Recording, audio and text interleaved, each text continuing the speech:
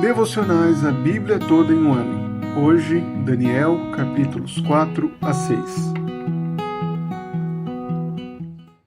Os capítulos 4 a 6 de Daniel prosseguem no propósito de mostrar o domínio de Deus sobre toda a terra, sobre todas as nações.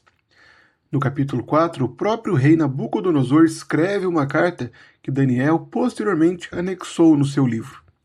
Nesta carta, Nabucodonosor pretende demonstrar o poder de Deus sobre a história. Isso é curioso no livro de Daniel, que o próprio rei reconhece isso. E aqui Nabucodonosor conta parte de sua experiência. No determinado dia, ele sonhou com uma grande árvore que se estendia até os céus, na qual todos os animais da terra procuravam abrigo em sua sombra, os pássaros faziam ninhos em sua folhagem, e todos os seres vivos se alimentavam dela. Porém, um vigilante do céu veio e ordenou que essa árvore fosse cortada e o seu toco fosse amarrado com correntes de ferro e de bronze para ser exposto à erva do campo. Daniel, portanto, traz a interpretação. O Senhor concede a interpretação para que ele exponha a Nabucodonosor que esta árvore é o próprio rei. Ele é um grande rei ao qual todos os reinos da terra dependem e procuram refúgio. E a ordem do vigilante significa que o Senhor expulsará Nabucodonosor do meio dos homens e o fará morar no meio dos animais selvagens. O rei comeria capim com os bois e seria molhado pelo orvalho do céu. E se passarão 7 tempos, 7 anos, até que o rei reconheça o Senhor. Apesar do conselho de Daniel para que se arrependesse, posteriormente o rei demonstrou um coração orgulhoso. E foi neste momento que o Senhor trouxe o juízo sobre ele.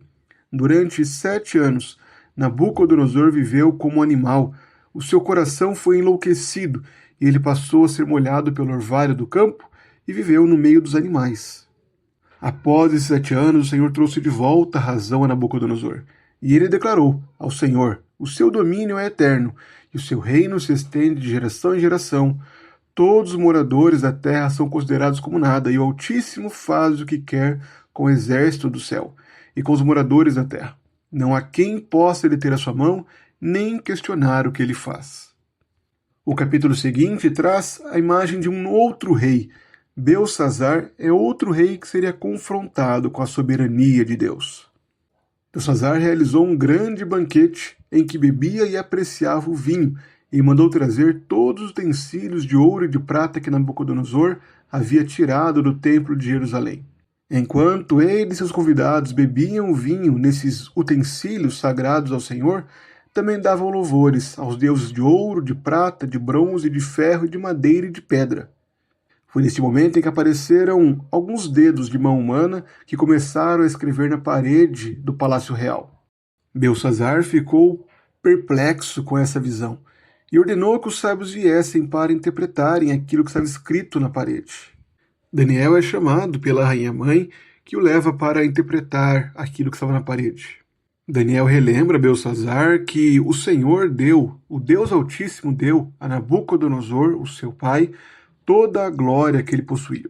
Porém, o seu coração se elevou e se tornou orgulhoso, e por isso o Senhor o levou à humilhação até que ele reconhecesse o Senhor, o Deus Altíssimo. Belsassar, porém, não aprendeu com isso, e se tornou orgulhoso, assim como seu pai Nabucodonosor. É por isso que o Senhor declarou, conforme escrito na parede: Mene, Mene, Tekel e Parsim. Deus contou os dias do seu reinado e pôs fim nele. Ele foi pesado na balança e achado em falta. O seu reino foi dividido e entregue aos medos e aos persas. E naquela mesma noite, Belsassar foi morto e Dario, o Medo, se apoderou do seu reino. No reinado de Dario, este rei constituiu 127 sátrapas para que administrassem todo o seu reino e colocou 3 presidentes, entre eles Daniel.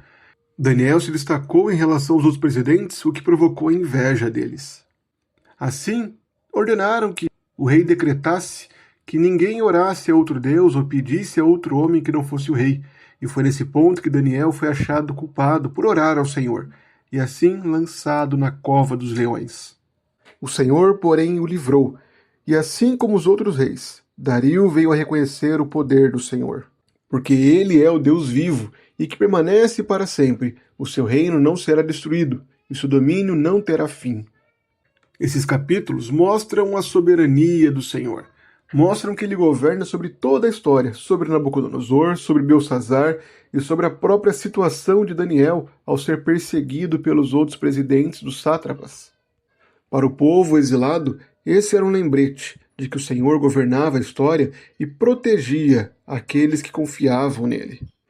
Havia, portanto, um chamado para que eles se refugiassem no Senhor e não se conformassem ao exílio, mas permanecessem fiéis a Deus. A imagem de Nabucodonosor e Belsazar humilhados contrasta com a imagem de Cristo. Enquanto esses reis arrogantes são destruídos, destituídos, o Filho de Deus reina em humildade eterna, reina para todo sempre, em um reino que não terá fim. Além disso, ao ser libertado da cova dos leões, Daniel relembra que foi o Senhor que enviou um anjo e fechou a boca dos leões para que não fizessem mal algum contra ele, e ele foi considerado inocente diante dele. É por meio da obra de Cristo que nós somos considerados inocentes e somos libertos do juízo de Deus. Assim, há um chamado urgente para nós. Diante de tantos reinos que tentam mudar nosso coração, que nos chamam a viver voltados para nós, com orgulho, com vaidade, somos chamados para andarmos humildemente com o nosso Deus. O Senhor reina sobre a terra. É Ele quem nos considera inocente ao nos apegarmos à obra de Cristo. Somos chamados a nos refugiarmos nele, a vivermos em fidelidade a Ele e não nos conformarmos com o reino desse mundo. Em Cristo somos guardados até o reino final, até sua vitória final. Mesmo que venhamos enfrentar a morte, temos a garantia da vitória eterna com Cristo. Aqueles que permanecem em Cristo, aos vencedores, jamais será dado que sofram o dano da segunda morte. Que nos apeguemos a Cristo e sigamos confiando nele, andando fielmente nesse mundo em confiança no Senhor.